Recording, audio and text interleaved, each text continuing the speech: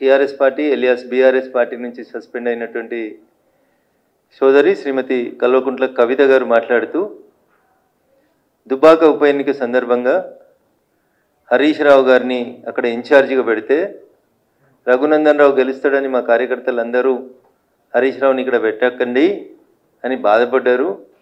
అయినా మేము హరీష్ రావుని అక్కడ పెట్టడం వల్లనే పరోక్షంగా ఏం చెప్తుంది రఘునందన్ రావు గెలిచిండు అనేటువంటి అర్థం వచ్చేలా మాట్లాడతాను.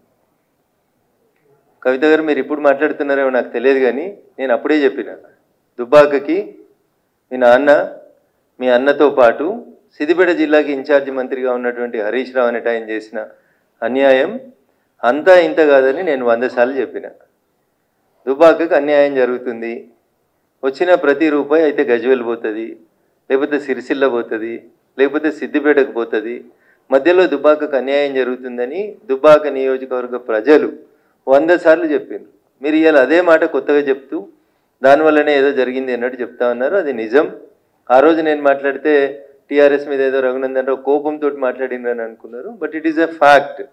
దుబ్బాక నియోజకవర్గానికి అన్యాయం జరిగింది అంటే టీఆర్ఎస్ పార్టీ నాయకులు గౌరవనీయులు అప్పటి మా జిల్లా మంత్రి హరీష్ రావు గారి వల్ల జరిగిందని నేను ఎన్నికల సందర్భంగా చెప్పిన, ఎన్నికల తర్వాత చెప్పిన. దుబ్బాక ప్రజలు ఇప్పటికైనా దయచేసి దాన్ని అర్థం చేసుకోవాలని చెప్పి కోరుకుంటా ఉన్నాను. ఇది 100% నిజం. దుబ్బాక ప్రజలు మార్పు కోరుకున్నారు. మీ కుటుంబ పాలన వద్దనుకున్నారు, మీ అవినీతి పాలన వద్దనుకున్నారు, దుబ్బాక నియోజకవర్గం మీద హరీష్ రావు గారి పెత్తనం వద్దనుకున్నారు.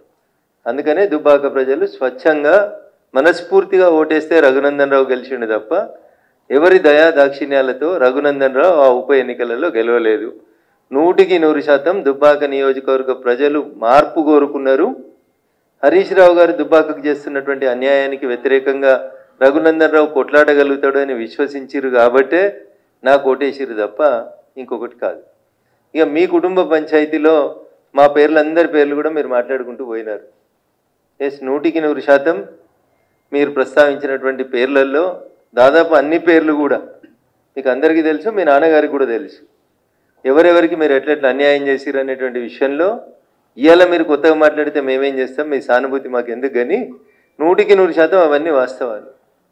2009లో ఏదో మీ అన్నకు వ్యతిరేకంగా 60 లక్షలు పంపిరు అనేదో మాట్లాడినారు కదా మీరు.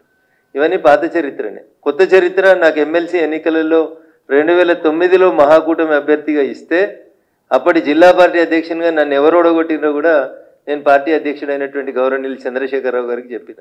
కానీ ఆ రోజు కూడా యాక్షన్ తీసుకోలేదు. These are all facts. Nothing is an hidden thing. It is. ఇందులో కొత్తగా ఆమె ఏం చెప్పింది ఏం కూడా లేదు.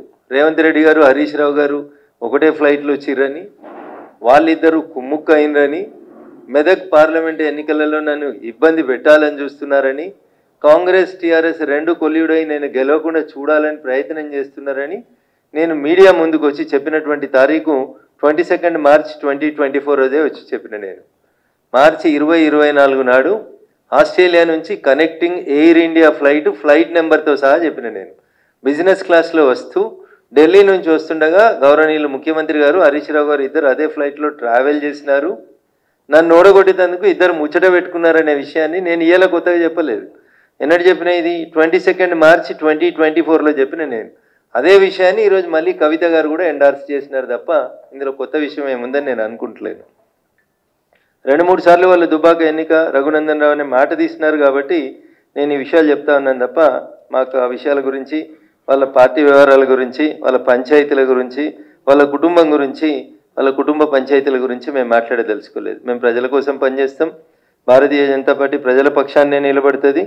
పాల వ్యాపారం చేస్తారా, నీళ్ళ వ్యాపారం చేస్తారా, ఒకళ్ళ కాలు బట్టి ఒకళ్ళు లాగుతారా? మరి పాల వ్యాపారం చేస్తుంటే ఇంతకాలం ఏం చేసిరు? అయోధ్య రెడ్డి గారు ట్వీట్ చేస్తే బహుశా అయోధ్య రెడ్డి గారు ఇప్పుడు ఎక్కడనో కమిషనర్గా ఉన్నట్టున్నారు. ఇన్ఫర్మేషన్ కమిషనర్గానో సమాచార హక్కు చట్టం కింద కమిషనర్గానో ఎక్కడ ఉన్నట్టున్నారు. మరి అయోధ్య రెడ్డి గారు మాట్లాడాలి. పాల వ్యాపారం ఏంది, ఎందుకు ట్వీట్ చేసినారు, ఎందుకు తీసేసినారు, ఇట్లాంటివి ఏమైనా ఉంటే వారు మాట్లాడుకుంటే బాగుంటుంది తప్ప మీరు అందరికీ మనిషి కింద బురదేసిపోదామని అనుకుంటున్నట్టున్నారు. చెల్లె, బురదేమొద్దు. మేమంతా ఆల్రెడీ ఇవన్నీ మాట్లాడిన విషయాలే, ఇవన్నీ గతంలో మేము చెప్పిన విషయాలే. ఇందులో కొత్తదనం ఏముంది చెప్పు? కొత్తగా మీరు చెప్పింది ఒకటిగా మోకిలా ప్రాజెక్టు చెప్తే మీరు కొత్తగా మాట్లాడింది ఏం కనబడతలేదు మాకు. నిజంగా నేను కూడా రాష్ట్ర ముఖ్యమంత్రి గారికి చెప్పదలుచుకున్నాను. మోకిలలో జరుగుతున్నటువంటి ఈ ప్రాజెక్ట్ ఏదైతే ఇందాక కవిత గారు పేరు చెప్పారో ఆ ప్రాజెక్ట్ మీద కంపల్సరీ విచారణ జరిపించాలి. దాంట్లో ఉన్న లాక్యునాస్ ఏంది అనేది చూడాలి. ఆ మోకిలా ప్రాజెక్టుకి సంబంధించి అనుమతులేంది, డబ్బులేంది, ఈ పోచంపల్లి శ్రీనివాసరెడ్డి అనేటువంటి ఎమ్మెల్సీ ఏడికేలో ఏడ శ్రీమంతుడు అయిండు, నవీన్ రావు అనేటువంటి ఎమ్మెల్సీ అవకతవకలేంది, వీటి మీద రాష్ట్ర ముఖ్యమంత్రి గారు ఏసీబీ డీజీ వెంటనే చర్య తీసుకోవాలి. ఇట్లా అడ్డగోలుగా సంపాదించుకొని పైసలతోటి ఇష్టం ఉన్నట్టు చేసుకుంటూ పోతున్నటువంటి ఈ సామ్రాజ్యాన్ని విస్తరించుకునేటువంటి కార్యక్రమాన్ని బంద్ చేసేయాలి. టీఆర్ఎస్లో ఎమ్మెల్సీల పేరిట పోచంపల్లి శ్రీనివాసరెడ్డి గారైనా నవీన్ రావు గారైనా వీళ్ళు చేసినటువంటి పాప పనులన్నింటిని కూడా కాంగ్రెస్ ప్రభుత్వం వెంటనే విచారణ జరిపించాలని చెప్పి నేను ఈ సందర్భంగా డిమాండ్ చేస్తా ఉన్నా.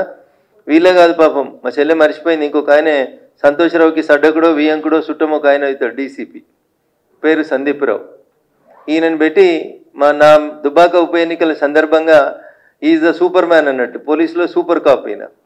టెలిఫోన్ ట్యాపింగ్లో కానీ పైసలు పట్టుకోవడంలో కానీ ఇప్పటిదాకా పేరు ఎవరు మాట్లాడలేదు, కానీ వారి పేరు సందీప్ రావు. వారు అప్పుడు టాస్క్ ఫోర్స్ డీసీపీగా ఉన్నారు నార్సింగ్ ఏరియా, నేనుండే ఇంటి ఏరియాకి టాస్క్ ఫోర్స్ డీసీపీగా ఉన్నారు సందీప్ రావు గారు.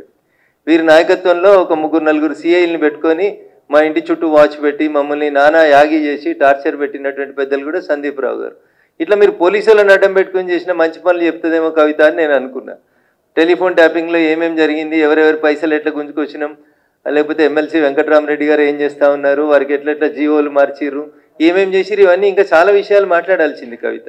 మీరు మాట్లాడేవన్నీ అన్ని ప్రజలకు తెలిసిన విషయాలే మాట్లాడారు, కొత్త ఏం మాట్లాడలేదు మీరు.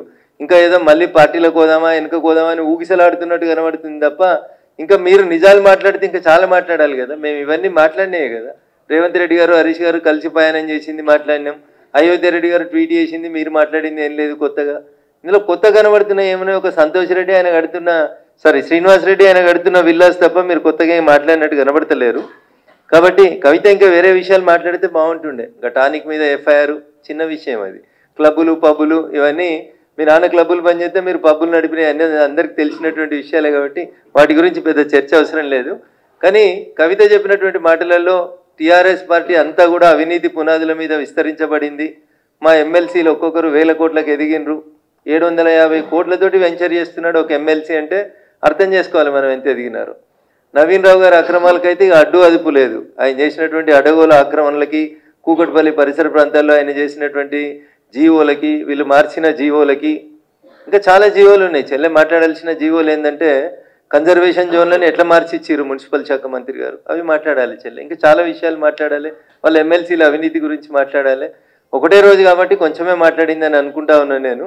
మళ్ళీ ఎపిసోడ్లో ఇంకా బాగా మాట్లాడాలని కోరుకుందాం. ఖచ్చితంగా టీఆర్ఎస్ పార్టీ పెద్దలు చేసిన అవినీతిని ఎంత కవిత బయట పెడితే బాగుంటుందని నేను మనస్ఫూర్తిగా కోరుకుంటాను.